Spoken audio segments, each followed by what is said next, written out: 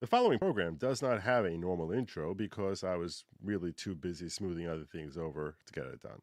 So, Ori?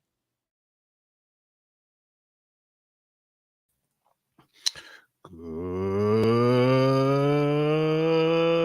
evening, everybody. Welcome to Viewers Discretion. I'm your host, Joe Neerman, a.k.a. Good Logic. If they ever let me become Good Logic on Twitter again, please, for the love of God. How are you? I hope your weekend was phenomenal. Mine was exceptional. Exceptional. Oh, my God. Exceptional. I'm torn between playing coy or not. This was an exceptional, really, really just exceptional. I'll share details more soon. I don't know if it's going to be in this stream or later. I was thinking I should share this on Locals first. I should share this because I had some personal news, which was really, really great news. Which I was thinking, I should probably share that on Locals first. I'm going to share on Locals first. That's what I'm going to do. Those are my people. That's goodlogic.locals.com. I'll do it tomorrow. Tomorrow on Locals. Tomorrow on Locals. That's where I should go first. That's what we're going to do. No, I'm not pregnant. I know that was obviously the first thought. That was the first thought that, hey, Joe's pregnant. No, believe it or not, I'm not. But yeah, and it actually impacts this show somewhat, as I'll explain on Locals. And I'll subsequently explain it here. I'm not going to just like keep you guys in the dark in general, but I think it's appropriate. I mean, it's like people do right by you. I urge people to follow me from here over to Locals. Anyone who did that was basically, it was at my urging, so they did me that honor, that favor. I should go back to them first. Those my peeps. So all my diggers, I'm going to come to you first. There you go. They're goodlogic.locals.com right now. Well, tonight's show is going to be a little bit different from normal show. It's going to be a little bit different because it's really much more focused on the philosophical. It's much more focused on like developments in the news or stories or things of that nature. I mean, it's definitely timely in the sense that there's a lot of news and law that's evolving right now, which I think ties into this topic. And I brought this topic up at the end of the show last night. I mean, it's about a part of freedom of speech, which is the freedom to hear, our right to hear, and what the origin of that would be, which seems to be tied into freedom of speech. And I don't want this to be me talking at you. I need to set up a certain premise, a certain structure, because when you talk about freedom of speech, it gets very cloudy very, very quickly. The conversations if I try having this dialogue even one-on-one, forget about one on 1,000, but one-on-one, it's very, very cloudy very quickly. So I need to establish certain parameters so that all of us are on the same page at the outset about what I'm talking about with respect to freedom of speech and freedom to hear, and trying to analyze it so we're all can like fixate on this together and understand. And I really want to get feedback from you guys. Okay. All right. First and foremost, okay, we start with the First Amendment. Let's go way to do this. Let's start with the First Amendment. And the basic question I have is, does a freedom of speech is that impart any rights to the hearer? Not the speaker, but the hearer. When we say that you have a freedom of speech, you as an American have a freedom of speech, does that mean that you also have a freedom to hear what anybody on the planet is saying? Is that part of your freedom of speech rights? That the government has no right to interfere with that, or a very limited right to interfere with that. So let's start with the First Amendment.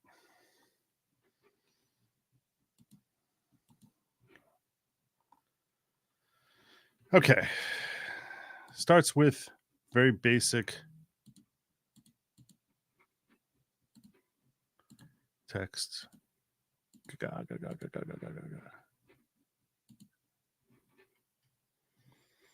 First Amendment. Congress shall make no law respecting an establishment of religion or prohibiting the free exercise thereof. So obviously focusing first on religion, or abridging freedom of speech or of the press, or the right of the people peaceably to assemble and to petition the government for redress of grievances. Go, you stink.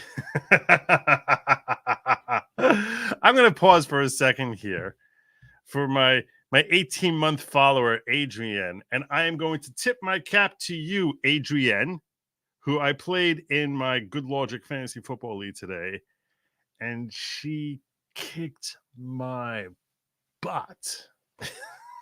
I mean, just my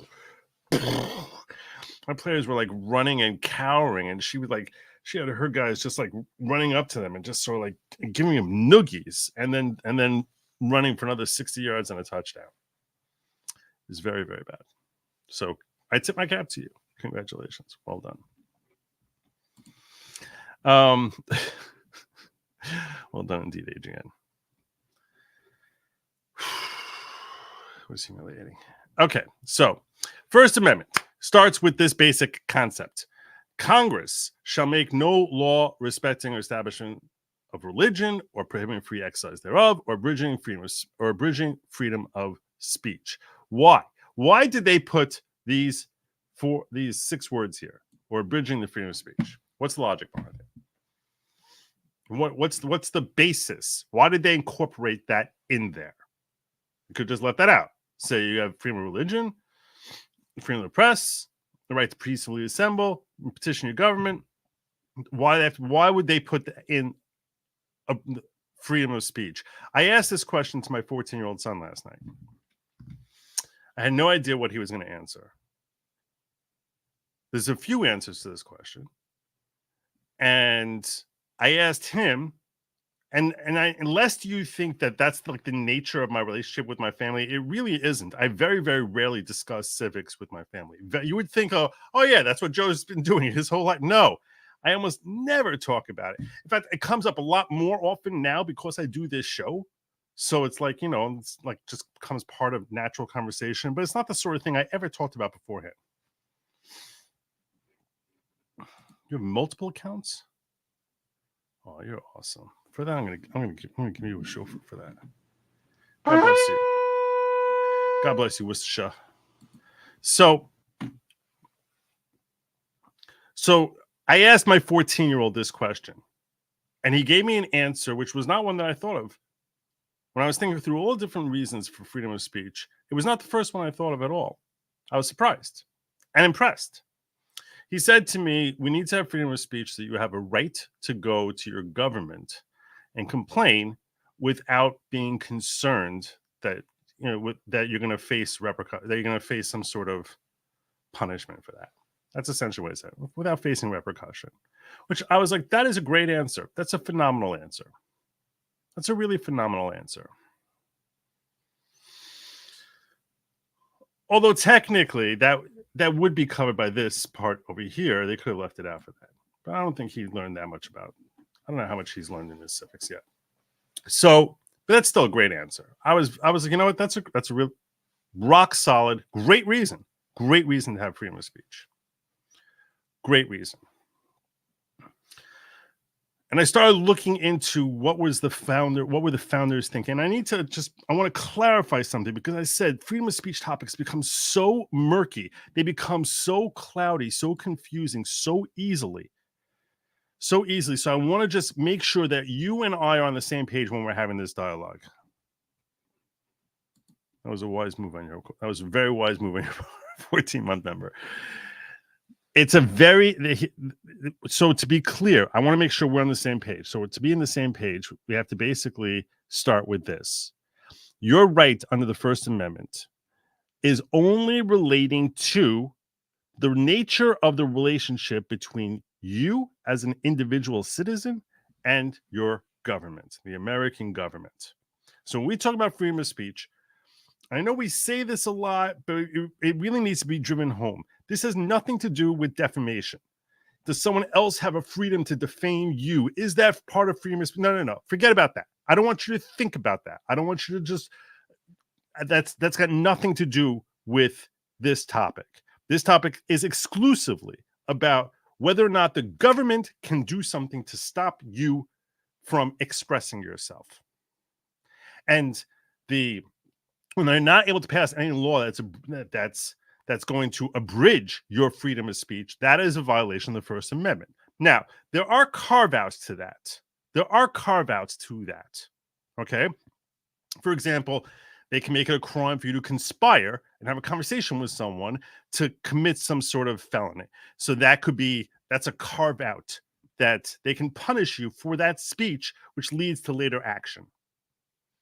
Or for incitement, right? There can be certain things that they can punish you for, that our judiciary has basically carved out exceptions to freedom of speech, where they say, yeah, you can pass legislation on that. And that's not considered an abridgment of your freedom of speech. But if, in general, we start with the general rule like this: these are all the things in the universe you could possibly discuss. In this box right here are all the things in the universe you can talk about. And it could be physics, it can be about pop music, it can be about sports, it can be about mechanics, it could be about anything in the world, it could be literally anything you can think of to discuss. This is it. And in here, there's a box of things. That's not a box, whatever. There's a box. You imagine that I actually was not stupid in how to make a box. In here, there's a box of stuff that the government has a right, that they could say, we have a right to regulate that speech. It's just speech. Here's a box. Here's all the topics in the world. And in there's a little box that we say anything in that box they can regulate. If it's not in that box, they have zero right to regulate it. Okay? I want to make sure we're all on the same page here. So it has nothing to do with defamation. It has nothing to do with anything someone says about you or anything someone says to you or whatever. Nothing to do with that. Nothing to do with any crime someone does in the way they steal your customers or anything like that. This is purely about what the government can do, and what the government can punish you for, either civilly or criminally. And then it's also, and basically you can reduce that down to a box of stuff that they have a right in that. Anything in that box, they're allowed to regulate. The rest of the world, they have zero right to regulate at all, civilly or criminally. Now, how big is that box? It doesn't really matter. It doesn't really matter whether that box is this big or whether it's this big. It doesn't matter. Yeah, okay, fine. I just made a racist symbol. So, the point is, everything outside that box, they have no right to talk about. They have no right to address, no right to make any laws about. Okay. So, now we have this started. Why? Why is it that our founders said that everything outside that box, they're restricted from, the government's restricted from prohibiting? Why is it that the vast majority of things that you can possibly ever utter in your life are excluded from the government being able to stop you? In most countries, historically, that was not the case at all. There was a lot of things that they could say, I don't like the way you sneezed. I don't like that painting you made. And you'll get beheaded for it. But not here. Why? Because, and if you look at what the thinking of our founders were, one of those reasons was precisely what my son identified, so that you're free to complain to your government. And I was looking this up, and I actually found a speech that someone gave, which was breaking down Jefferson's thinking on it. He identified this was in a speech, and I'm not going to go through the whole speech. This was a speech given by Jeffrey Rosen, who is the president and CEO of the National Constitution Center. His speech he gave a year and a half ago. And in that speech, which I'm not going to go through the whole speech, he identifies 4 bases that come from Jefferson as to why it is that we have freedom of speech. And there could be other reasons. And I don't think that he actually, I don't really trust Mr. Rosen. The reason I don't trust Mr. Rosen is because the source material he says and identifies what he took from the source material. I don't see that at all in the source material. Meaning, he gave a speech, this gentleman, Jeffrey Rosen, who's the CEO of the National Constitution Center, whatever the heck that is. And in this speech, so he goes through how we can see what the founders thought about freedom of speech and what their logic behind freedom of speech was. If we look at the Religious Freedom Bill that was written by Jefferson in 1777. And I actually pulled up that bill. It's right here. And I went through it, and it's written in classic Jeffersonian, meaning that for me to break it down for you, I feel like I'm teaching like high school, like I'm teaching like high school kids how to read like ancient English, and it doesn't say exactly what he's saying. I'm gonna say, for example, he identifies and he says over here that free speech makes representative accountable to we the people, which is the reason my son gave. He gives 4 reasons. The 4 reasons he gives is number 1, freedom of conscience, meaning freedom of your mind. It's unalienable right because people can only think for themselves. Okay, that's definitely one thing that Jefferson identifies. He says free speech makes representatives accountable to we the people, the right to speak freely. So let's go through these different bases. Number 1 is, you know why you have freedom of speech? It's because your brain is free. Your brain is something that cannot possibly be controlled. He actually spent a great deal of time, Jefferson, when he was writing this bill for establishing religious freedom, where he explains how it is that there's no way you can actually try to compel somebody to think differently than what their natural thoughts have and conclusions from observations and learning have led them to believe. Now, we sort of know otherwise today if we consider brainwashing and things of that nature. But the point that he's making is that to make someone express something that they don't believe doesn't accomplish anything because their brain will still keep thinking it. They're just going to ultimately bend the knee and say what you want them to say. But we should never force another human to try and say something just for the purpose of getting them to say it, because that's just forcing them to walk down a road towards acting hypocritically, where they're saying something that they don't actually believe. So compelling someone to speak is simply compelling them to act like a hypocrite, and it's not impacting their mind at all. So he basically looks at it as we need freedom of speech because we should never be trying to compel others in their speech. Because by compelling others in our speech, there's no accomplishment in it. And it's actually, he refers to it as being sinful. It's just wrong to try and compel someone to speak because you're simply you're simply demanding that they act like a hypocrite, and you're not impacting their mind at all. So the independence of the person's consciousness is why it is that we must have freedom of speech. It's a fascinating concept. He's basically saying the reason why we have freedom of speech is because if we don't have freedom of speech, you're simply forcing hypocrisy on people. And you're not doing anything. It's not benefiting anything. That's the first reason that he gives. You're simply forcing hypocrisy on people. The second reason that he gives is this whole free speech makes representatives accountable to we the people. In other words, if we have freedom of speech, we can go to our representatives and say, you suck. Bidenomics is brutal. Bidenomics just basically means we all pay higher prices and have a lower standard of living. Freedom of speech enables us to say that that there's only 2 genders, even though the powers that be don't want us to say that. So, and that I don't want my representative putting into the most important judicial court in the country someone who claims that they have no idea what a woman is. We're able to express these things because because we have freedom of speech, which is necessary in order so that our representatives can hear from enough of us saying, you suck, do it this way, and hopefully have better governance. That's the second reason for freedom of speech. The third reason freedom of speech is necessary for the discovery of truth and rejection of falsehood. And so that if I can speak to you and I have freedom to speak to you, that will help you discover truth. Not simply me, but I guess all the people and all Americans talking to you, that ideally that will help you find truth. Truth will out. Truth will ultimately descend upon you if you have unfettered access to information.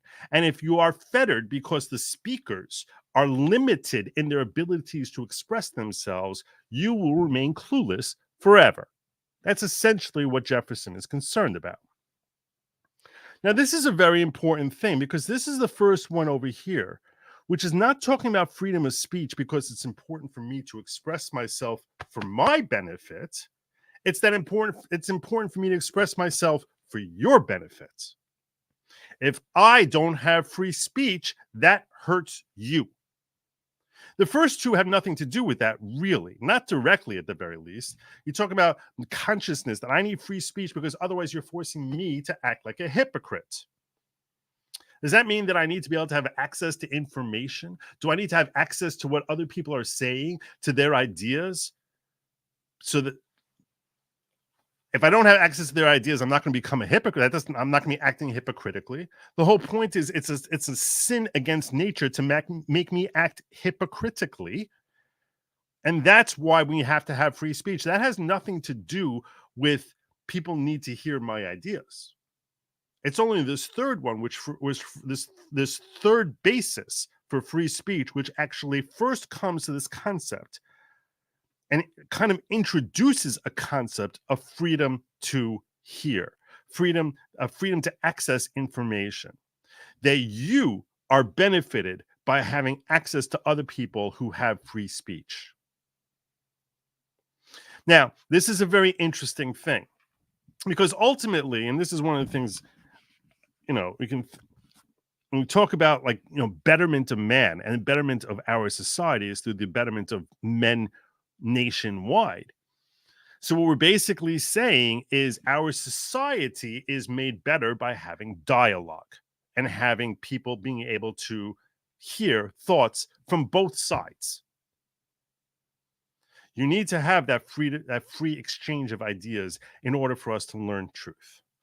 That's essentially, and that necessitates freedom to hear. Because in the first two, it's really my freedom to speak that's to benefit me as an American.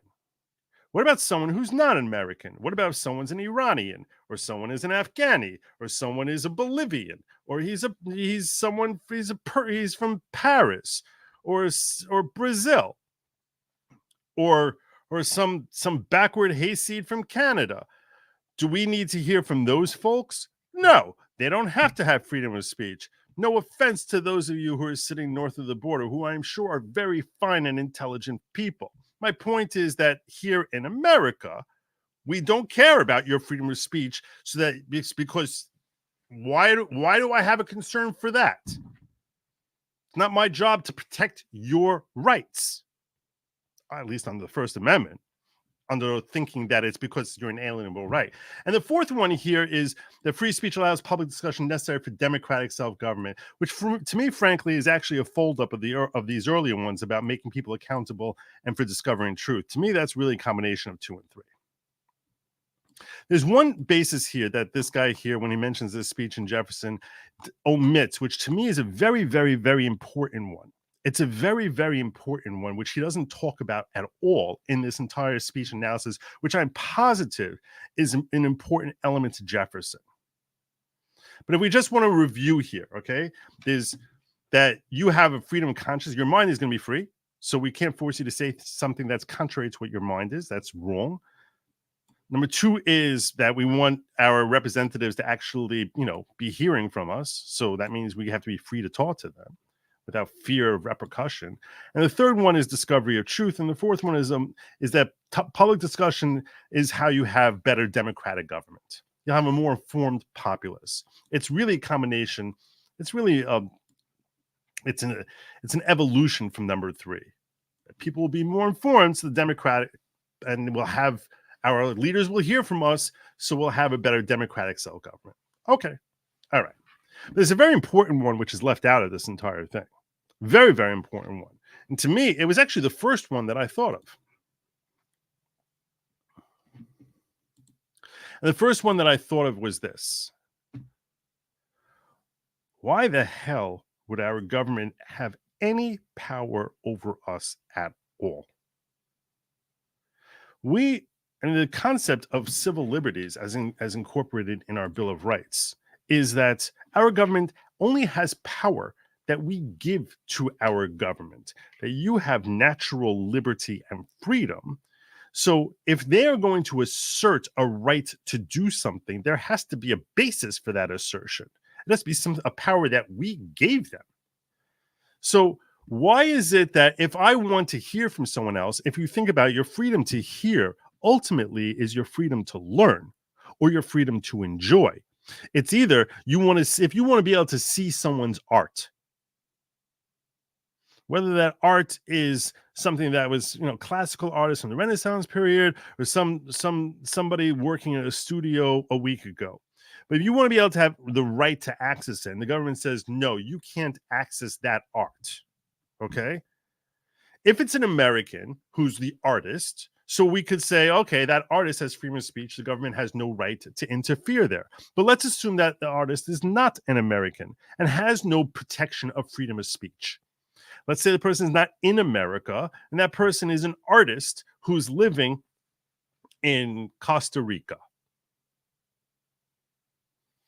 If there's no freedom to hear, well, in that case, you have no basis to say that person has no freedom of speech over here in America.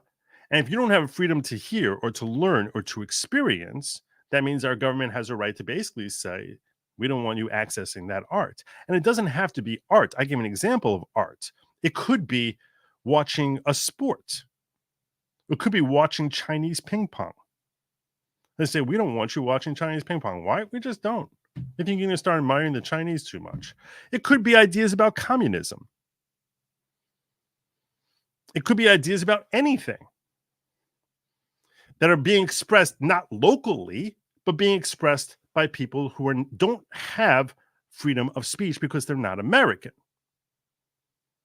So in that sense, do you have a right to say, hey, I want to hear from President Milei down in Venezuela, and I want to hear, or Argentina, I want to be able to hear his speech.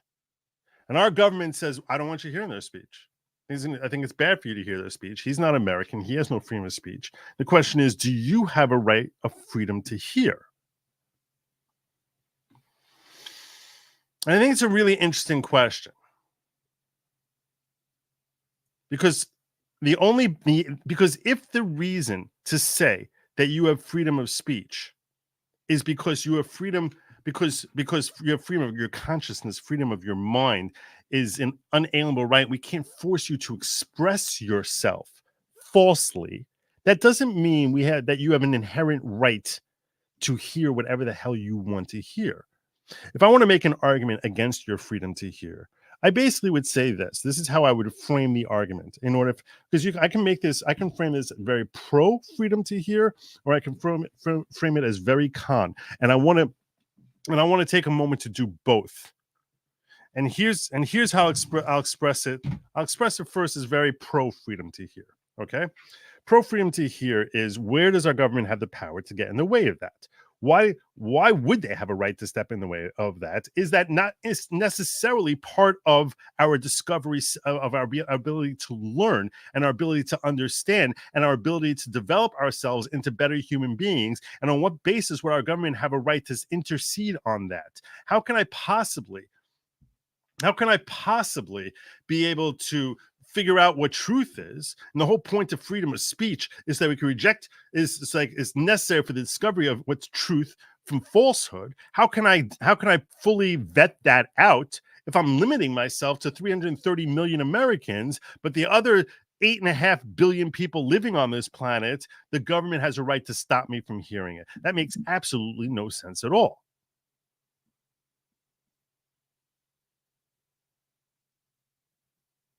Right? I mean, am I wrong about that? It seems to me like it's natural. Plus, on what basis? Who are they to say what I cannot hear? What gives some politician a basis to say that you have no right to access that art? Let's say I want to watch Chinese people playing ping pong, or I want to watch something that's far more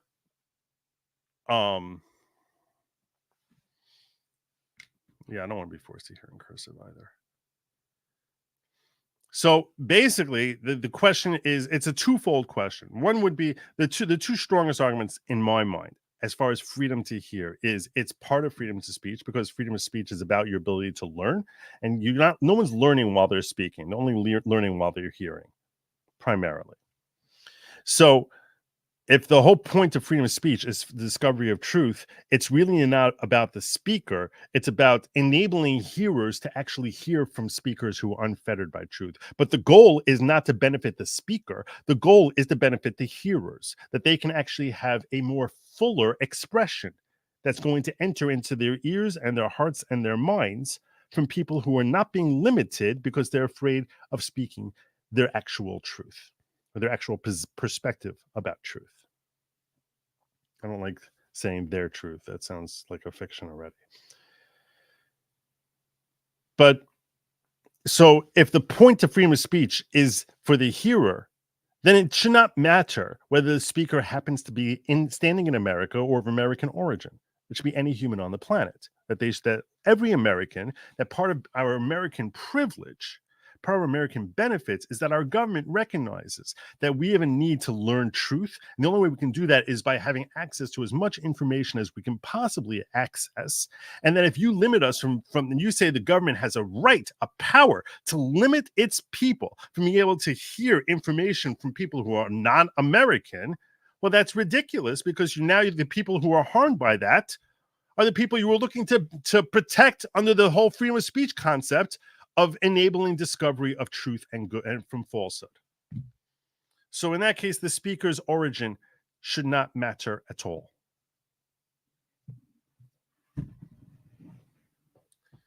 So these are and the second thing is, on what basis would the government have such a power in general? That they can arbitrarily decide it? Like, we just don't, you know what? We don't like Bolivians. So we're going to basically say anything that comes from Bolivia, you can't get it. You can't have access to it. And in case you think I'm making a joke about Bolivians, you can very easily see our government to make it more powerful and resonate with you in a way that actually would fit today's headlines. Let's say our government said, we don't like you hearing anything that comes from the country of Israel, or we don't like you hearing anything that comes from the country of Palestine. Either way, I mean, this is not something that you think that you can imagine is an impossible situation to ever happen. So would they have the right to say it? Say people in the Middle East don't have freedom of speech rights here in America. If it's not an American citizen who's speaking, why should you have the right to access it?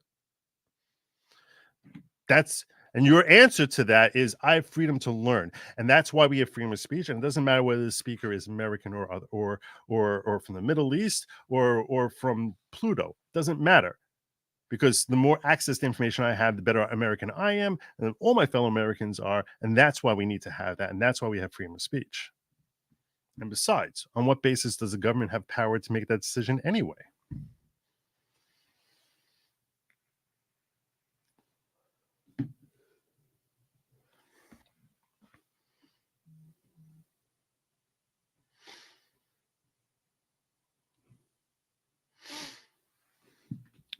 When you talk about what you can't incite violence, what I'm saying to you is this: that's part of that box where we gave them that power. So now we're talking about things that are, that's why I started with our premise here.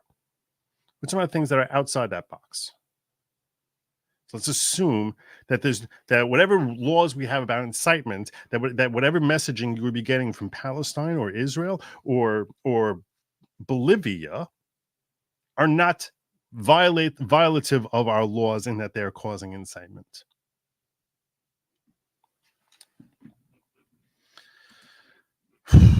So these are the strongest arguments I can hear as far as saying pro. Yes, there is a freedom to hear, a freedom to access, or I guess the simplest way to phrase it is a freedom to learn. Now, you have freedom to learn. Freedom to learn is built into freedom of speech.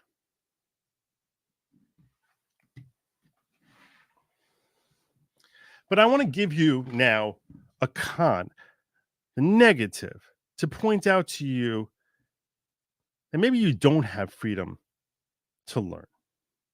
That's not part of your Bill of Rights. It's not part of your civil liberties as recognized by our founders. Maybe you can say it should have been, but it certainly was not.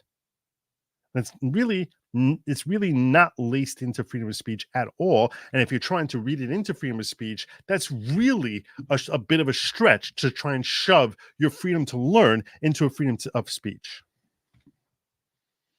And here's how I would make the argument the other way around.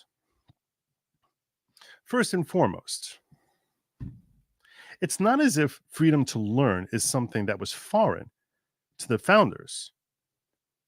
And while it's true, one can make the point that freedom of speech, that most forms of speech in the 18th century were face-to-face.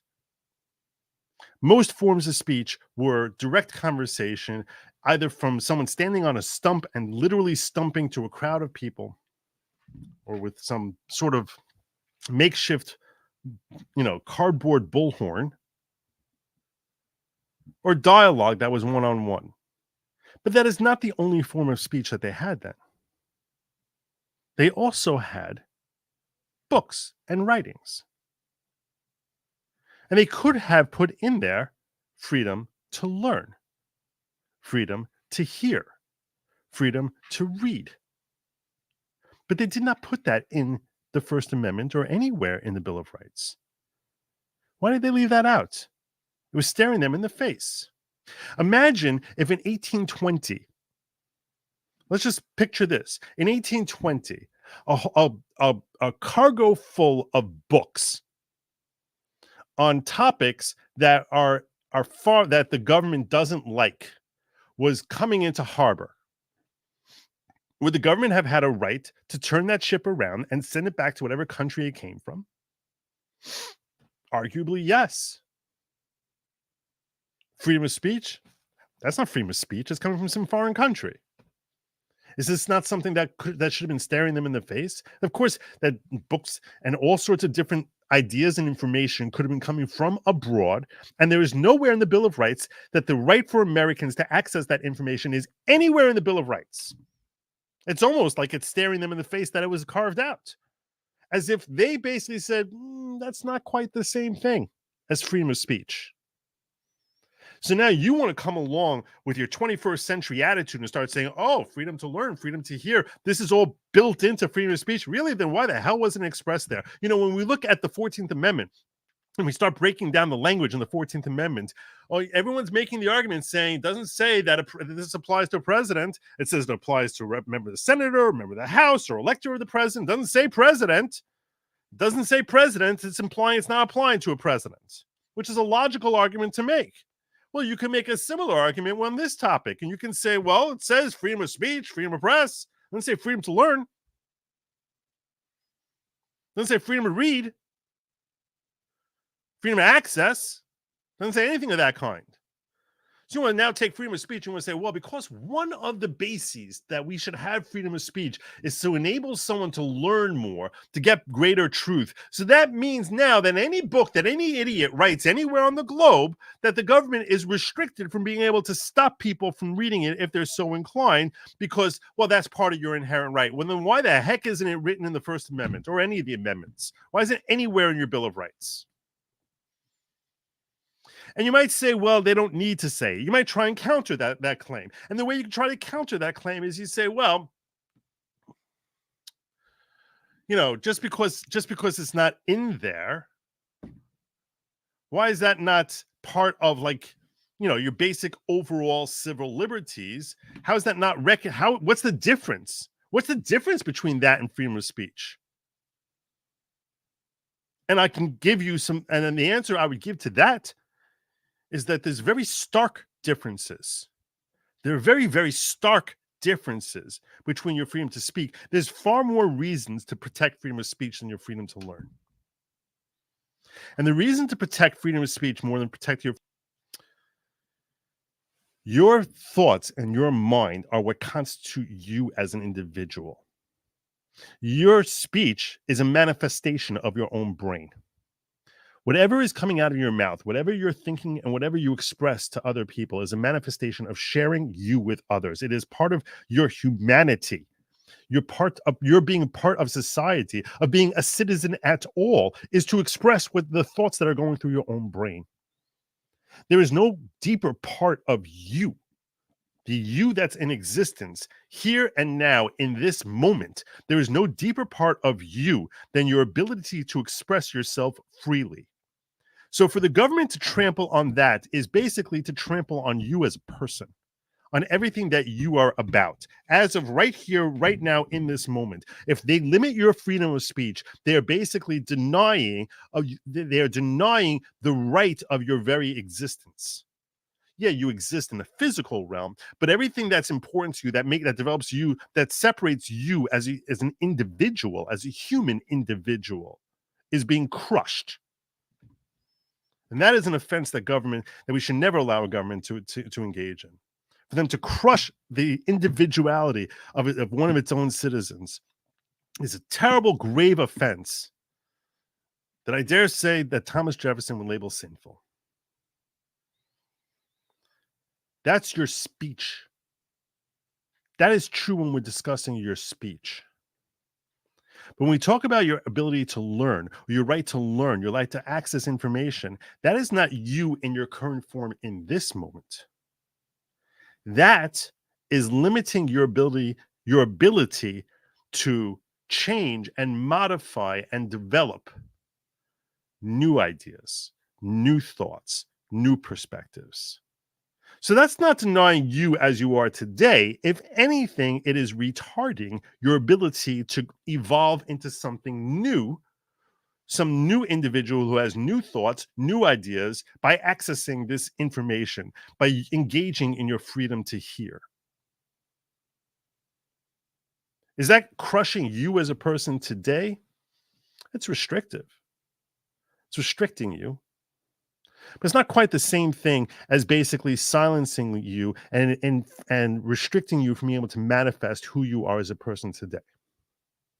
So, in that sense, is it related to freedom of speech? Yes. But is it as inherent to you as a person right here, right now, in this moment? No. I don't think it's fair to say that it is.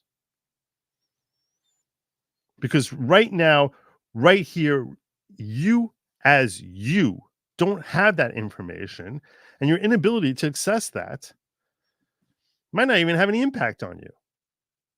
You might read it and say, well, that was stupid. You might look at it and think you might open it for like 2 seconds, looking at it like, this is a waste of my time, and chuck it in the garbage.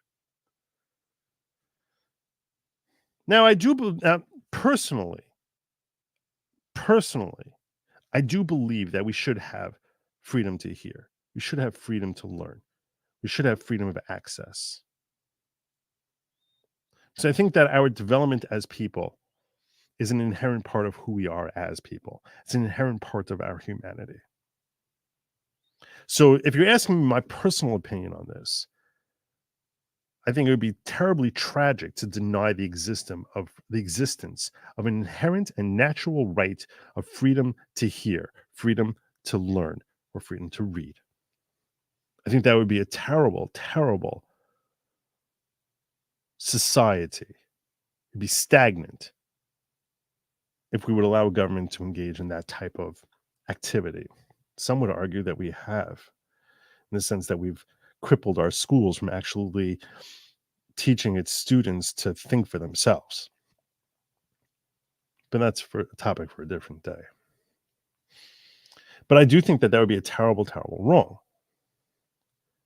And however, I can distinguish and say, while I think that would be a terrible wrong, I don't think it's the same level wrong.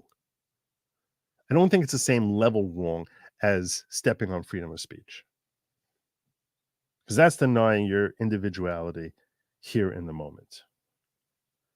On Maslow's hierarchy of needs, I look at your freedom of speech as being far more base to who you are, far more essential to who you are than your ability to self-actualize by learning new ideas and new concepts. So do I think that our government should ever step in the way of that? No, I don't. But I would be far more bothered by the idea of them stepping on freedom of speech. So I think your freedom to hear and freedom to learn should be protected, but not with the razor sharp protections that I would demand for freedom of speech. It should be strongly protected, not just like, not like a cursory protection, not some paper thin protection. No, genuinely protected. But I think freedom of speech is like the most essential thing in the world. And freedom to learn is a step behind that. Far more important than many other freedoms,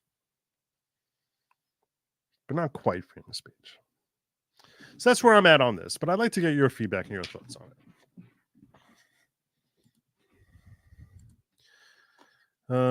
Is there precedence here in payola being illegal? What? I don't know what that means. Joe, would you make a distinction in the right to speech if the speaker was a state actor, not an individual? Would you make a distinction in the right to speech if the speaker was a state actor?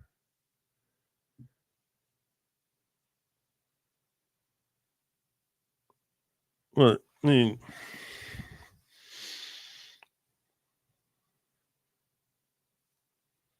why would we make a distinction? If we look at the state as being an entity unto itself, why would that be? Are you asking about that the state should be allowed to speak? I'm not sure I understand your question, Taylor. Bob Agami, man, looking for your rights in laws and men seem to be antithetical to tenets in which the American Revolution was fought. Right to speak is non-negotiable. Oh, I think I made that pretty clear. But right to speak is not the same as right to learn, or right to access, or right to hear. That's the whole point that I was making. I don't think it's right to pretend that they're exactly the same. I think it's a grave injustice to pretend that it's really the exact same thing.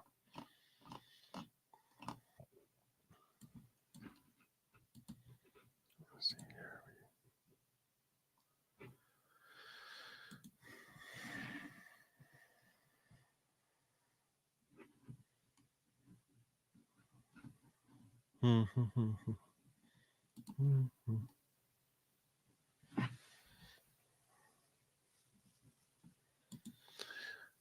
Oh, I understand that because it's part of it.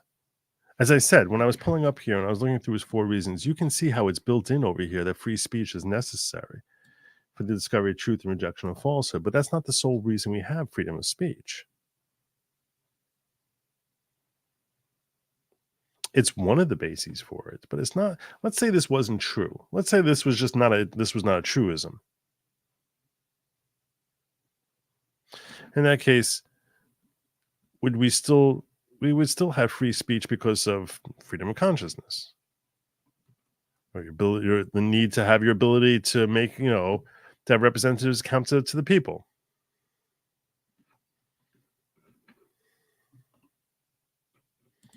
Freedoms of conscience and thought are more fundamental than that of speech.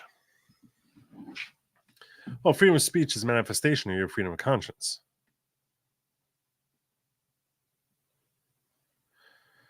Yeah, okay, fine. It forms in your conscience, and then it manifests as something you say or express. So, I'm not sure how it's more fundamental.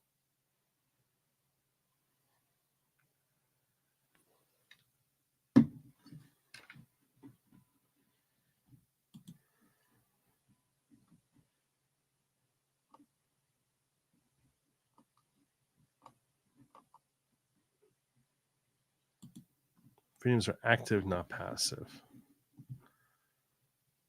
Okay. I'm not sure what that really means, though.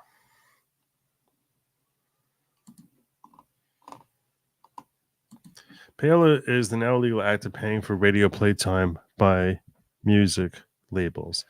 It prevented many non-label artists from being heard by a broader audience. So coming back to what you were saying earlier about payola, there's a precedence here in payola being illegal. So whenever you talk about freedom of speech, obviously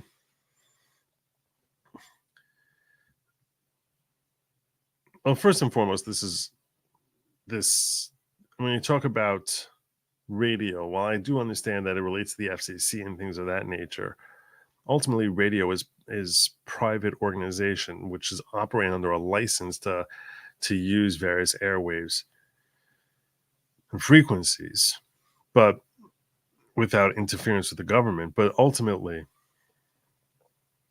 it's a private company which is broadcasting. So it's not really part of the whole freedom of speech discussion. And that's one of the reasons I wanted to fixate on freedom of speech being the nature relationship between the individual and government. Because there's a lot of questions I think people could ask along the lines of what you're asking, which is sort of pulling us away from this main thing. And that's not to say that it's not relevant to the conversation. It may be highly relevant, but it's sort of, I find that I'll end up going into like this direction and then talking about this case of freedom of speech or that case of, I'll start talking about Brandenburg versus Ohio. And I just don't, and I feel as if the basic concept that I'm trying to parse through here just gets lost in the whole dialogue. Much like you can't have everyone talking at the exact same time. Otherwise, there's just chaos and you're not learning anything. Government has a right of expression too. No, it can promote and discourage books in government schools, i.e. Florida. It's an interesting thought. So this is something we can think about over here.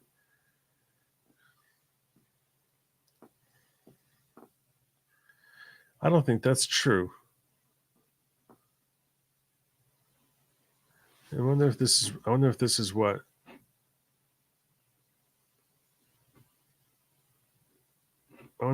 Taylor was asking about. Because I'll ask you, you might be really happy with the way your government is speaking when it comes to public schools in Florida, but I don't know if you would feel the same way about the way your schools are speaking if you lived in California. You know what I'm saying? Like, when you talk about government has right of expression, so if that expression was that they're going to force your children to attend school, or at least make it like very difficult for you to like not send your child to a government school, and then fill it with ideologies that you find reprehensible, I don't think that society would be tolerant of that.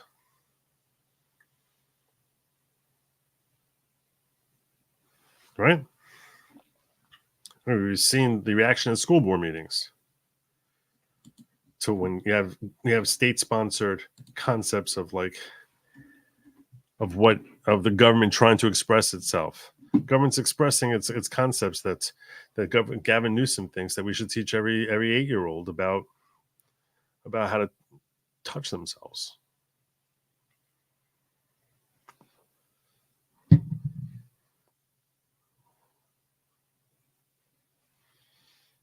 Speaking of which, by the way, not to divert the topic, and by all means, the rest of the night, you want to ask me about I'd love to hear more of your thoughts on this.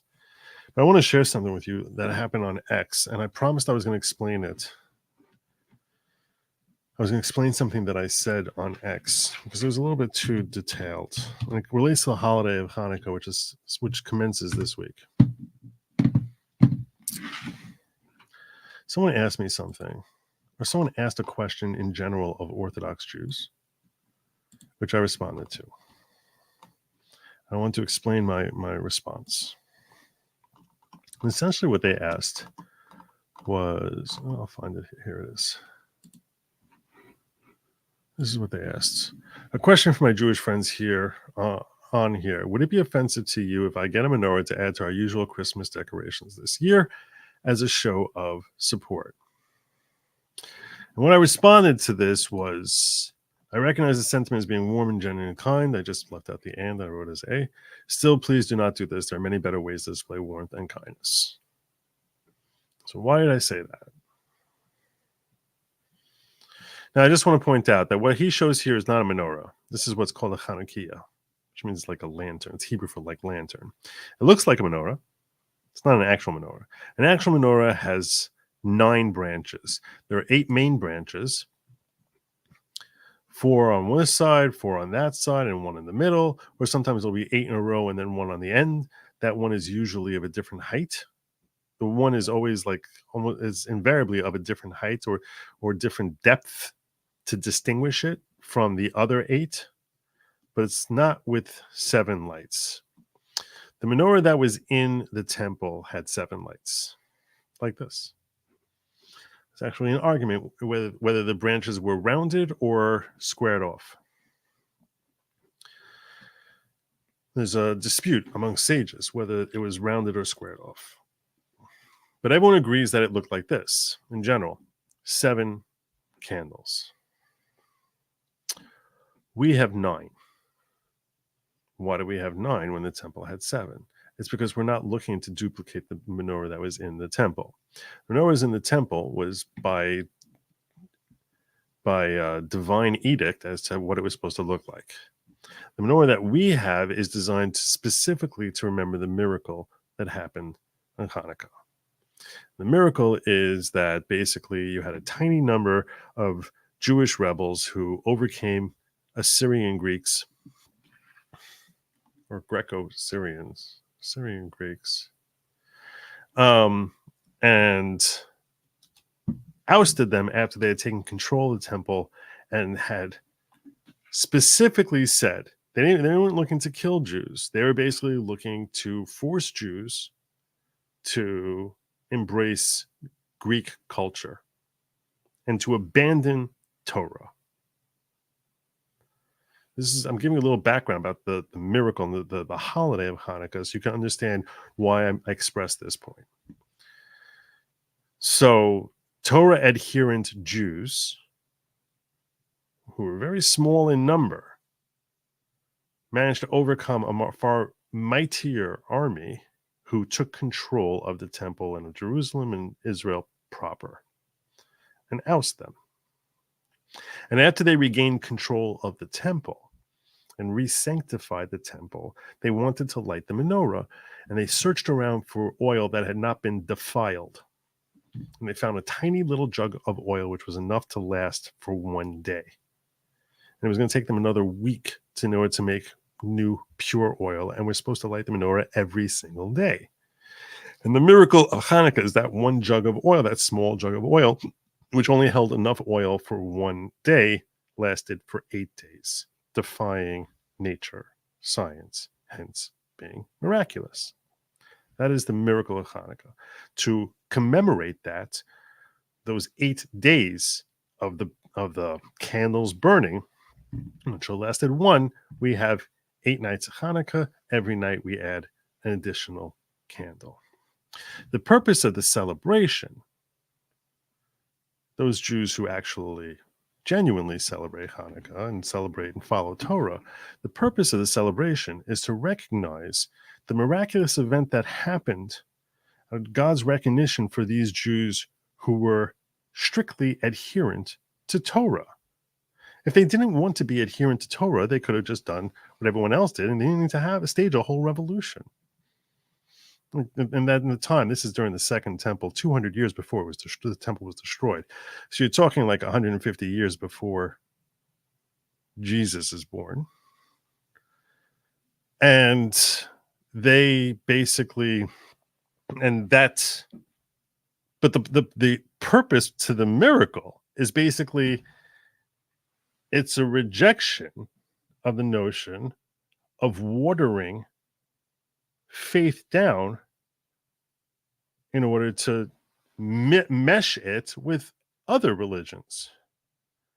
Now, I have complete respect for people who are other religions who want to observe those religions, and I damn well think that they should. You should.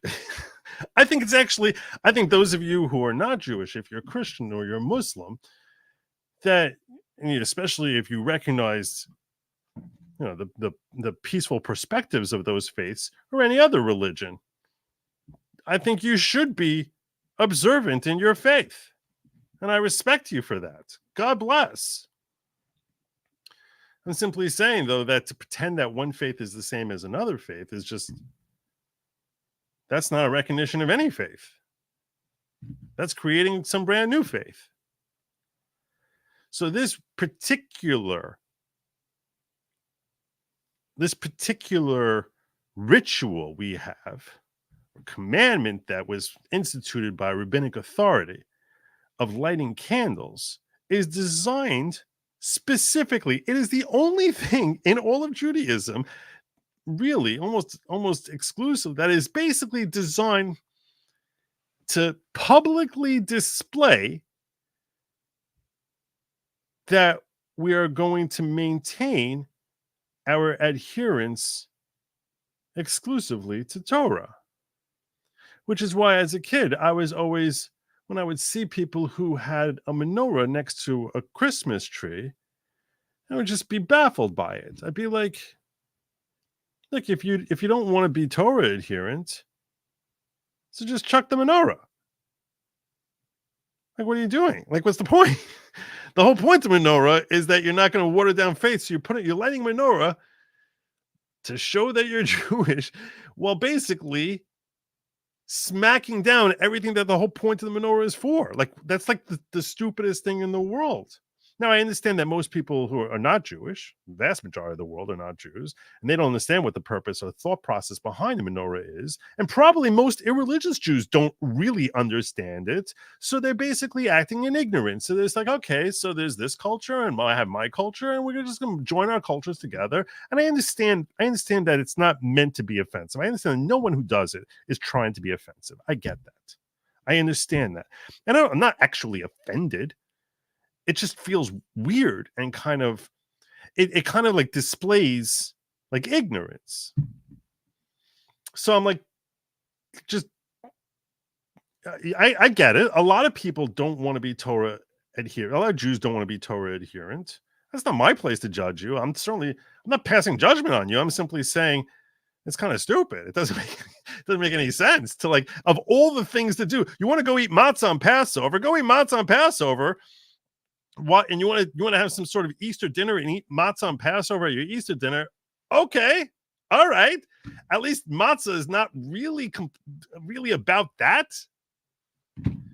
This is like the one thing which is designed to display your Torah adherence, and that's why I was like. So then he asked. So someone followed up and he asked me about putting up a mezuzah. A mezuzah is a little piece of parchment that we put into that we scroll up, which has a paragraph from Torah, which basically describes our dedication toward God. And we're commanded to put that on our doorpost. If you go to an Orthodox Jewish home, you'll see on the doorpost there, and we put it on all our doorposts.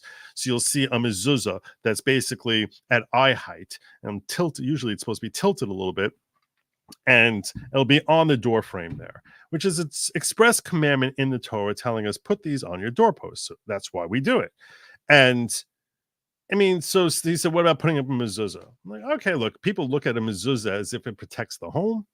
So if someone wants to do that as a display, that's certainly less self-contradictory. My point is that if someone puts a menorah up next to a Christmas tree, it's like the biggest contradiction in the world. And I like, again, I know that people are doing it out of ignorance and not trying to be rude, not trying to be mean. I just sort of look at it and I'm like, it's almost like it's like screaming, I have no idea what the menorah is about, and I'm putting this menorah up here next to a Christmas tree because I have no idea what a menorah is about, but everyone should know I'm Jewish. And I'm just like, it just, and I hope I'm not sounding like, I'm not trying to sound like, like a religious snobbery. It's a matter of, it's a baffling thing to me. So that's why I expressed that thought, that I was just like, look, I know you're trying to mean well, and I appreciate that. Like, I understand that, especially now with everything going on in the world, that people who are looking to show, Jews around the world, like, hey, you're not alone. We support you. I want to say this sincerely as someone who's Jewish and someone who knows countless Jews, that almost every one of us genuinely feels appreciative of that sentiment. So I don't want anyone to mistakenly think that I'm spitting in the face and saying, no one needs you. Not at all. No, especially given current political climate. It's definitely very appreciated. I'm simply saying, like, of all the ways to display that, it's probably like just happens to be like the least good way to do that. That's all.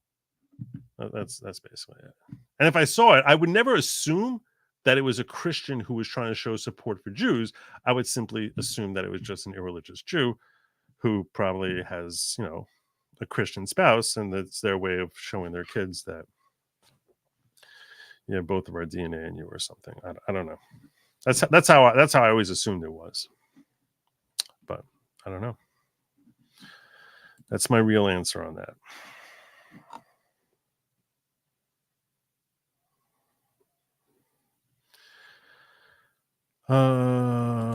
Bob the government. If the government puts a wall in the way of pursuing knowledge, it is the right of the individual to go around said barrier. Example, the Gulag Archipelago. Okay, so let me ask you this.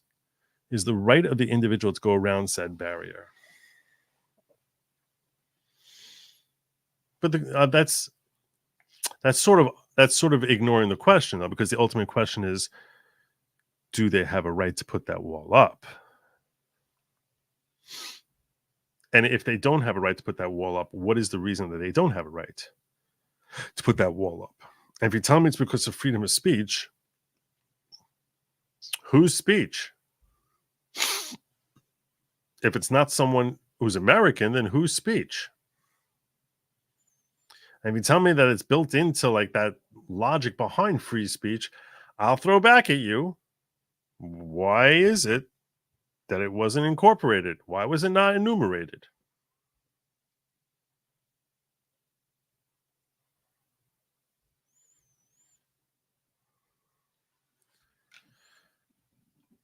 Taylor, I think government has a privilege of speech. I don't think it has a right to speak. I was more thinking along the lines of foreign actor like CCP.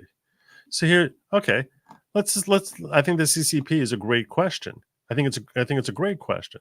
Let's say that the president says, I don't want to enable the CCP to have any access towards giving their position on anything to American people.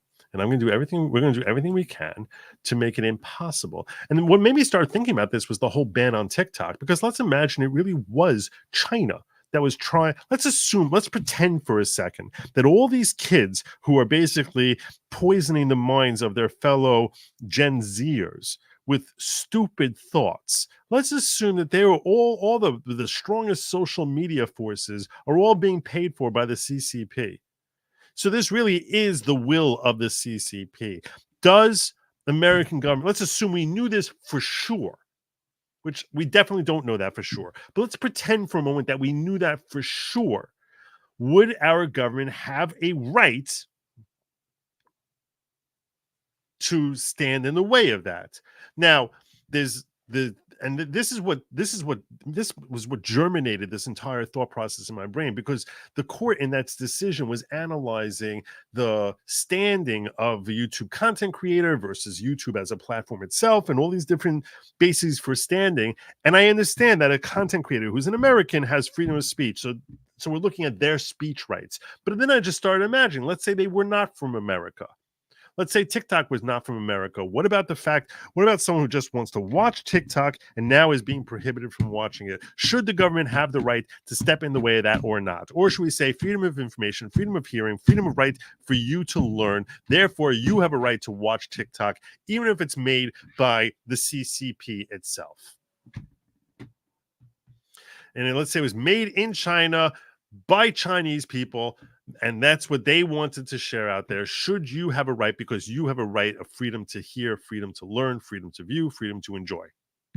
And that's somehow part of freedom of speech, maybe under the basis that freedom of speech includes a right to basically hear an exchange of dialogue, and that dialogue is being limited because our government says, I don't want you hearing anything the CCP is saying.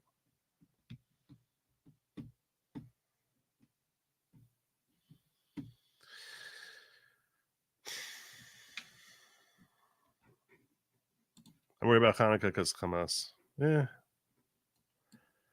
I'm not worried about that. Hamas knows where the Jews live. A lot of anti-Semites know where the Jews live. Ultimately, we're all under God's providence. We're all under his protection. Everything else is just an illusion. American Jews who think that we're safe here in America because, we're in America, we're not in Israel, are fools. Because ultimately, it's just an illusion. I think there's a lot of things that to us we take as givens, that people take their money as being a security, and I think that ultimately is in God's hands as well. It appears a certain way, but I don't think that's actually truth. I don't understand where the oil goes through, for real. Oh, so in that menorah, the way it normally is set up, it doesn't go through. First of all, so they're using candles over here. Normally, we'll take, like, in each of these cup holders, they'll put like a little glass thing here, and you fill that glass thing up with oil, and then you put like a wick in, usually like some sort of flotation device that you slide the wick through, and the wick and then you just sort of light the top of the wick, and it draws the oil through. And that's how you have oil menorahs. Pony Up says speech is transactional. It requires more than one party to send and receive. You can't ensure the right to speech without either part of that process. Of course you can. Of course you can. And the way I distinguished that was I was worried about this concept. And this is one of the reasons when I was trying to frame this entire thing, that in order to avoid this thought that you're having here is probably a thought that I think everyone would have. And that's one of the reasons I was trying to curtail where the focus of our conversation was in talking about someone foreign speaking. If I'm talking to you now, and let's assume I'm in America now, I'm an American, I'm in America, you're an American in America. There are two parties here, and I have my rights as an American, and you have your rights as an American.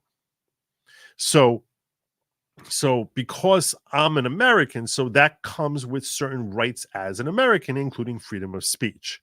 So if I frame this as, do you have a freedom to hear anything I say? Well, all of a sudden that's going to start walking into, well, if the government keeps you from hearing what I say, that's infringing on my rights as free speech. So like, that's why so now we're not really as fixated on your right to hear as it is on my right to speak. And I didn't want to fixate on that because I really wanted to fixate on your rights standing alone as exclusively a hearer.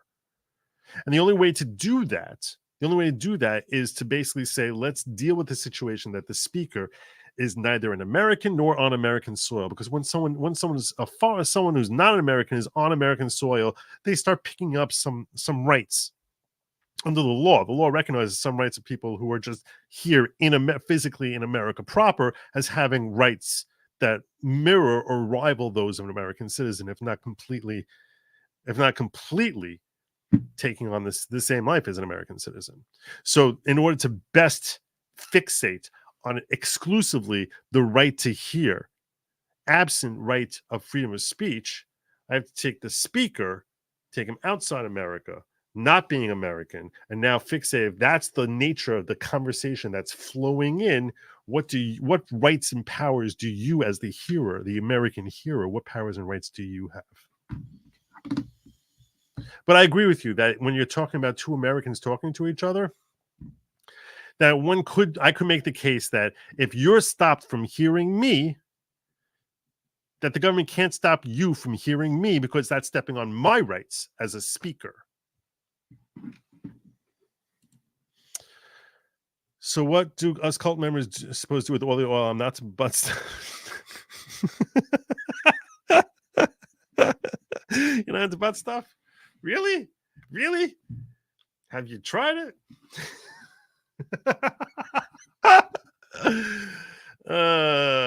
That's a no-go for you. Smoke it? I don't know. You know, it's just you can shut up. You can put it all in some big can and make one fire for yourself. I don't know. Go fry some French fries. Speaking of which, by the way, we were talking about different superpowers that each of us have. That because every one of us is blessed with different superpowers, obviously.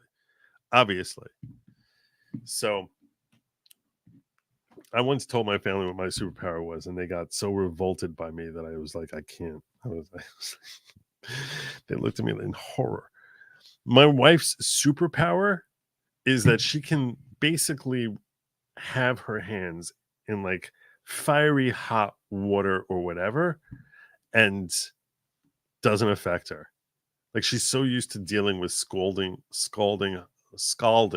hot water that it's like her superpower is that she could actually she can make French fries without utensils. It's just sort of like chop up the potatoes, throw that oil, turn that boil to a roving boil, throw the sliced potatoes in there, leave them in there for like 10 minutes, and then just take her hand. And I'm like, how? It's crazy. So maybe you can go make some French fries with it. Wellesley. Rights build on each other. Religion, consciousness, person, freedom of speech, expression of their conscience, press, make it public, assembly, like concerned people, petition government's attention, hearing implied. That is very well said. It's very, very well said. And I actually think that's a fair read. I think it's a very, very fair read. Although ultimately you're basically saying that you're kind of almost making religion, and it's a funny type of thing, the way you start with religion and end up with governance. But I will point this out. If we look at the First Amendment here, to support what you're saying here, Wellesley. Congress shall make no law respecting establishment of religion. Don't get in the way of religion. Let people do whatever they want with their religion. And part of that religion is that they have to have freedom of speech. And also part of that speech is that they should be able to make it public and express whatever thoughts they have without Congress infringing on their ability to make it public via the press. And that will ultimately lead to action. Frequently, it's going to lead to action, and people may want to peaceably assemble. And part of those peaceful assemblies may be that they're going to come to the government and say, go to hell. You stink. You're a bunch of losers. So you're saying that because of the nature of how this entire First Amendment flows, it's implying that people are going to learn through speech. And they're going to learn that's going to motivate them to peacefully assemble. Okay. All right. I'll throw back at you this. And I like your thought. And I think there's a logic behind it. I think that's a fair read. I'll just simply point this. So if it's coming from a foreign agent, is that really beneficial to our government, to our people, that we're basically being twisted by like the ideas of like foreign agents? Because we're focusing here and saying it's not American speaker, it's foreign people speaking, who likely will have agendas that are not supportive of and beneficial to the welfare of this country. So you tell me you want to enrich this country by basically empowering those who might have, or foreseeably will have interests that are hostile to the development of our own society, and that we basically need to give them a right to infect our society. I mean, is that not, if we're taking out the whole freedom of speech element and focusing on freedom of American speech, and now focusing on, freedom of American to hear from a foreign speaker, is it not possible that you're basically saying that this First Amendment is invariably opening up a door, an access route for those people who have interests that are hostile to this very society, to have an impact on twisting the minds of this society?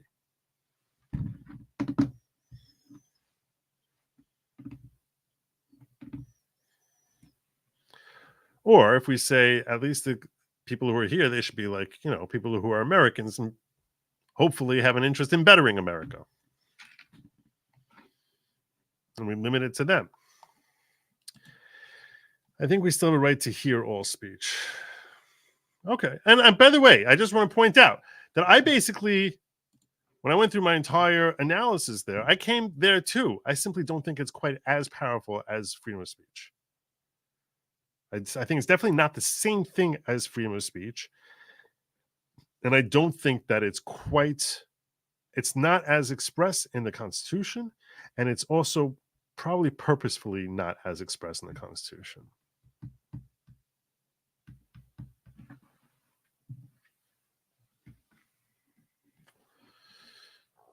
But that doesn't mean that it should be left out. In fact, elsewhere in the Constitution, they basically say these are not to limit the rights of the people. And it could be that this is one of those implied rights. Because there are too many items in the enumeration to list them, 14th Amendment lists offices, which is more manageable enumeration. Okay. So what you're saying is, I tried drawing an analogy from the 14th Amendment saying, like, well, we're parsing out the language that's included versus that which is not included to say that things that are not included are not part of the list. And you're saying, yeah, there it's very easy. Just add in, it's like there's no other offices to add in. It's like an extra 3 words, president, or 4 words, president or vice president. And here I'm fixating on right to learn or right to hear, and in theory there could be 100 other rights, so it can't be exhaustive. So that's why it's not exhaustive. Okay, like I said, I'm with you. I think freedom to hear is an inherent right. I'm the guy who's always preaching self-development, self-improvement that can only come through hearing and through learning. So yeah, I'm very, very big proponent of it. I just don't think it's the same. It's not quite as sacrosanct as freedom of speech. Government is the key idea here. Any platform could choose to limit any speech it chooses to. No, yeah, in theory. Yeah, that's why I fixated on the difference between that we're fixating here exclusively on the relationship between the individual and government rather than individual and other third parties, whether those third parties are individuals or corporations like YouTube. So yeah. Pony up sounds arbitrary. 1A already protects speech. The government doesn't want you to hear. We discriminate constitutional speech on its content, not its source. Is it really arbitrary, though? When we say freedom of speech, we imply in there that in order to protect my freedom of speech, you have to be able to hear me. Right? But that is already an implication that we're drawing. Now, I agree with you. It's a necessary conclusion.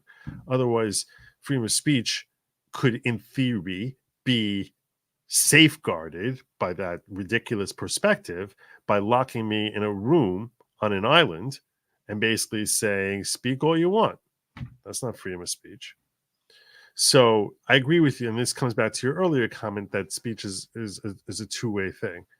But just because we choose to discriminate constitutional speech on its content, that's because when it comes to fixating on, that's what we have traditionally fixated on.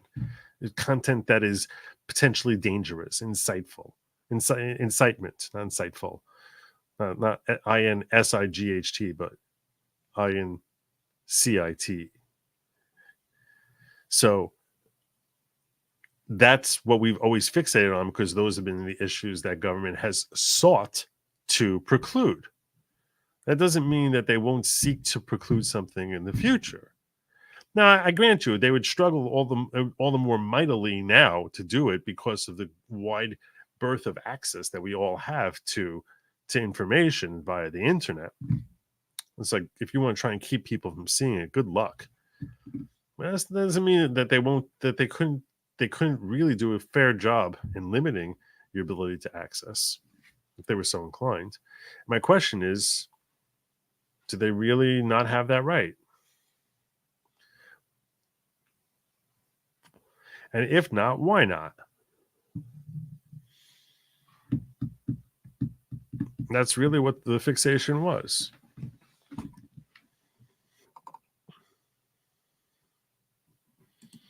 I can still hear you. Am I right to go or not? Okay. Well, I'm glad. First written in reaction to foreign entity. It's okay. What? One SR written in reaction to foreign entity.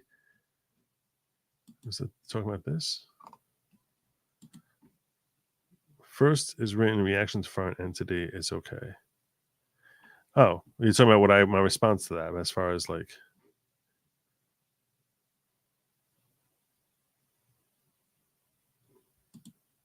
Do mixed faith households have Christmas trees and menorah? Is that permissible? Under Torah perspective says that you're not supposed to marry someone outside the faith. So once they're already marrying outside the faith, like having a Christmas tree is like, it's like not like,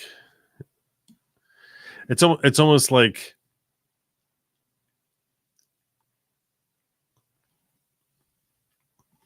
it's almost like bringing up, Dow Brooks also should have lost his license, his driver's license. It's like, okay, that's not the primary concern in that situation. Steve Congdon, new member, Steve Congdon. Okay, so Steve, I don't recognize you. I want to say to you, welcome to the following.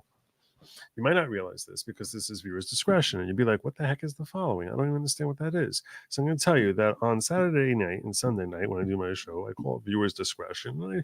It's less newsy and more conversationally, hopefully, stuff like this. It's more similar to stuff that I try to do on Locals, which is at goodlogic.locals.com, link in the description below. But during the week, my show is called The Following Program. Hence, people who become members on this channel become followers. Now, the reason it's called The Following Program is not because I'm the leader, because everyone knows I am not the leader, okay? And this is not a cult type of cult at all. It's like the least culty type of cult thing in the world. There's no reason you should even think of it as being remotely like a cult. But I welcome you to The Following, where we aim for greater unity, stronger community, and personal growth. So, but I am not there's no squirrel mutilation, there's no sacrifices, no human sacrifices, no volcanoes, no spaceships, no tracksuits, no Kool-Aid, no self-mutilation, no harming others. It's really about community unity and greater personal growth. And welcome to The Following. I am not the leader. I'm not the leader. I'm a follower, just like you. And welcome. That's my Ron DeSantis smile.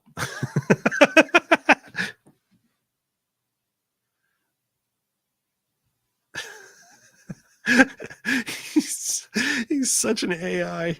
Oh my God, he's such an AI. It's terrible. Terrible. If you're watching after the show is over, by the way, I would appreciate your thoughts on the whole free speech and freedom to hear and learn. I want to know what you guys think. I really do. Let me see what's happening here. Viola says, we have a mixed house. I'm a Noahide and hubby's Catholic. You see, Noahide, that's totally cool. Let me explain something. So I wait until after Hanukkah, and then I'll pop up a tree for him. But I only allow Hanukkah ornaments. Shout out to the diggers. I'm gonna give you one of these. And I'm gonna tell you this: anyone can be a Noahide. That's not a conflict with being a Catholic. It really isn't. It's not a Catholic. It's really not. There's no conflict with it. Noahide just means you're maintaining the laws that Noah was told to keep. So, yeah, go Noahides. Anyone can be a Noahide. That's not keeping Torah. That's just common sense. Most of it's common sense.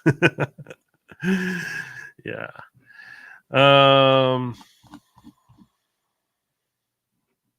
What's I have? Oh, sorry. Yeah. Sorry. Anyway,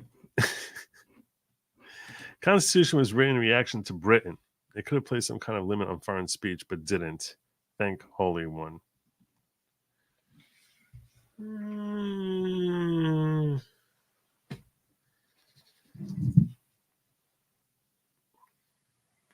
They're listing all the limits. The way government was limiting itself. Shouldn't they have been afraid of it and say, we don't want our grandchildren having access to Britain not limited? If anything, you're making the point in favor of saying that freedom of hearing is not included as one of your freedoms, because they're listing off all the freedoms that governments must respect. So according to your perspective, why should they not have recognized that Britain's going to try and twist the minds of Americans into, I don't know, coming back. Squirrel late, you leave my mutilation. You leave my squirrels alone. Let me tell you something. I don't even know if I got any nuts left after the way you butchered me this weekend.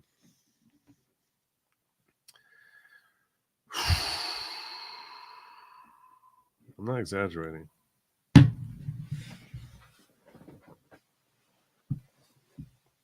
want to show you all something here.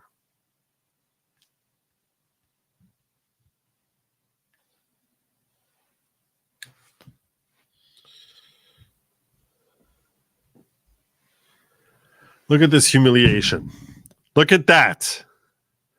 Caffeinated squirrels crushing me by 55 points. I've never lost by more than 3 points before this week. 55 points. 55-point mutilation. Oh my God. That was humiliating. That was so ugly. That's with Terry McLaurin getting 0 points. I don't know what the heck happened. Sitting here, okay, a couple of injuries. My God, that was disaster.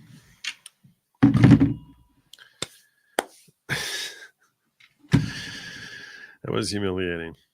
Tomorrow, I'm going to be sharing some excellent news with you all.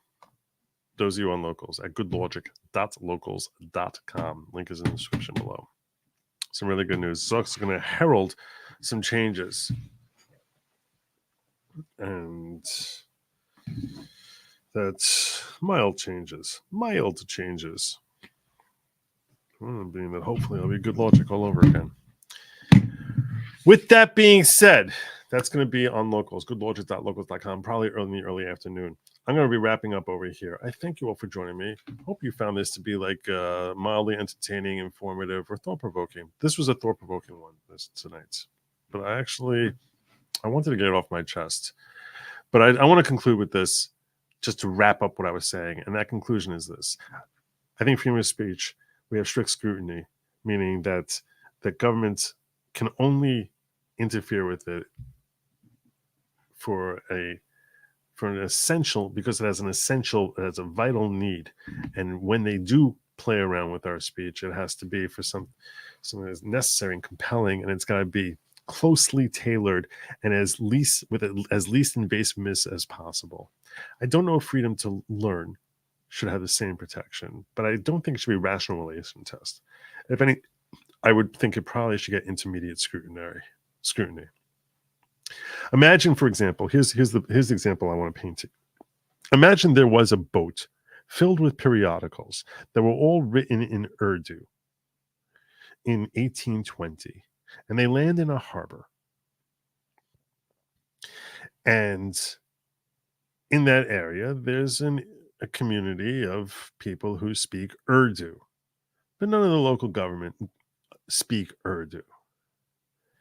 And let's say they've heard rumblings that Urdu is hoping that the the people in India who speak Urdu had been hoping that they could help incite some sort of rebellion here within America. Is there anything in these papers that is inciting rebellion? Nobody knows. Maybe, maybe not. I don't know. Could be. Could be it's just sports. Local sports in India. Who knows? Cricket or whatever they play there. But it's just basically, it's in a foreign language. Comes in by a boat. They're like, well, we think there's a chance here that there's all sorts of periodicals here, which are basically inspiring people to incite. Would that reach an incitement level here in America? Likely not. Someone actually read it out loud. Someone actually, an American, actually expressed those ideas. Would it be incitement? Probably not. Probably not. But should we give it the same protection that we would give that it's got to reach the Brandenburg standard in order for them to ship that boat out of here, even though Brandenburg wasn't decided for another 150 years later? But my point being that if Brandenburg had been the law of the land going back to our founding, so should we restrict the government from acting unless it's reaching a level of incitement that we would have when we're protecting speech? I would think no. I don't think so. I don't think so. Because I think freedom of speech needs a greater level of protection than freedom of learning, freedom of access. Does that mean that I'm saying we should send it back? And by the way, I picked Urdu at random. I could have picked Hebrew. Could have picked Arabic. Could have picked French. It doesn't matter. The point being that for whatever reason, they don't know what's in this boat. They don't know what it's containing. They do know that it's something that may resonate with local folk, and they have concerns about it. Does that mean that they should be allowed to send it away? I'm not saying that they should, but I definitely think that the government has greater weight of jurisdiction with respect to the information coming in on that boat than they would to the voices that are being expressed by the people, limiting the voices that are being expressed by the residents of that community. That's my point. Because we do need to give those residents who are living in that community the complete respect that we give any other American citizen, that they can say whatever the hell they want. Unless it's crossing that Brandenburg standard, they're okay. If they stay within the metes and bounds and they're not crossing into that, then they're okay. And I don't think that we have to walk all the way up to that line with respect to information that's coming in from outside the country by someone who's not an American. Just don't think so. Because when we're doing that, and here's another argument I hadn't even thought of until just now. If we are going to say that your freedom to hear is equally as powerful as your freedom of speech, is that not necessarily affording a freedom of speech to every person on the planet with respect to our American citizenry? And if so, why is that the only civil right that we're standing up for other people? What, because it's benefiting Americans?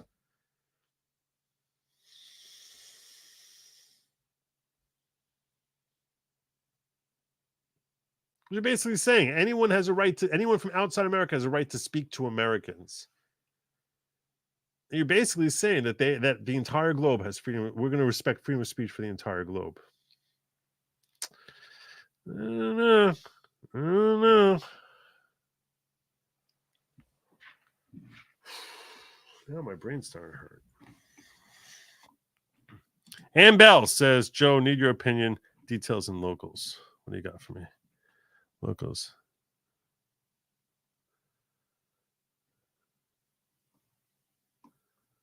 What am I looking at? You got a shout out triggered.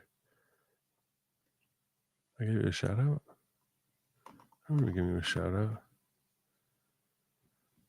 I'm not telling you now. You're in Brave browser. It's faster version of Chrome. I don't know what you're asking me. I don't know what you're asking me. I don't know what you want from me, Ann.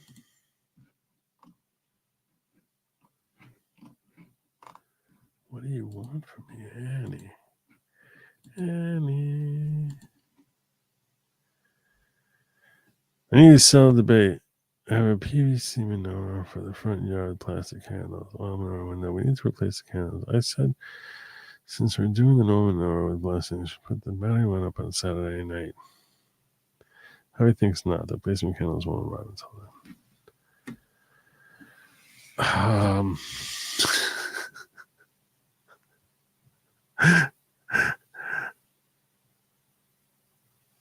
Oh my God. Yeah, it is broken for me. I didn't see that anywhere. I saw like 6 comments in here and didn't even see that. Yeah, PVC menorah for the front yard, plastic handles, all menorah window.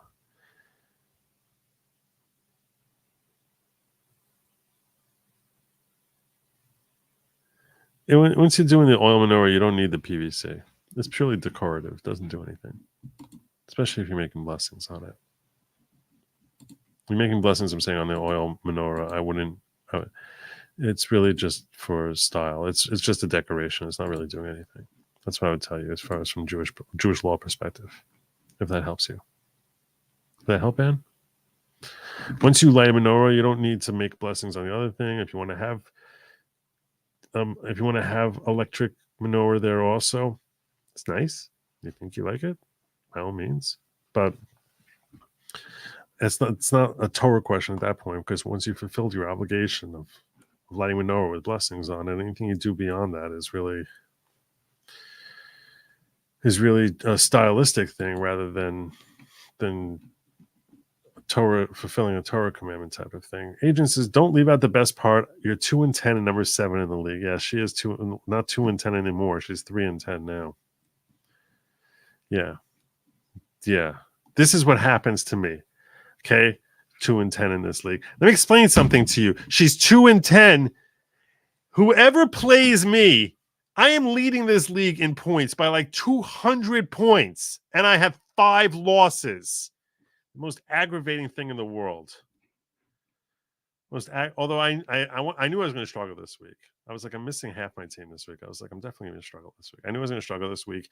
And after Thursday night, when she had CeeDee Lamb and Aubrey and everyone going off, and my Dallas defense collapsed, I was like, okay, I totally lost this week, but I want to maintain my points lead so I can win that.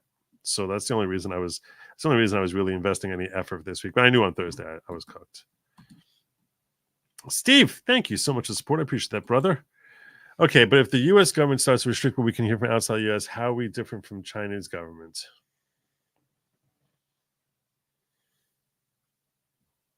We're different in that we have freedom of speech here amongst ourselves, which I'm sure they don't have in China.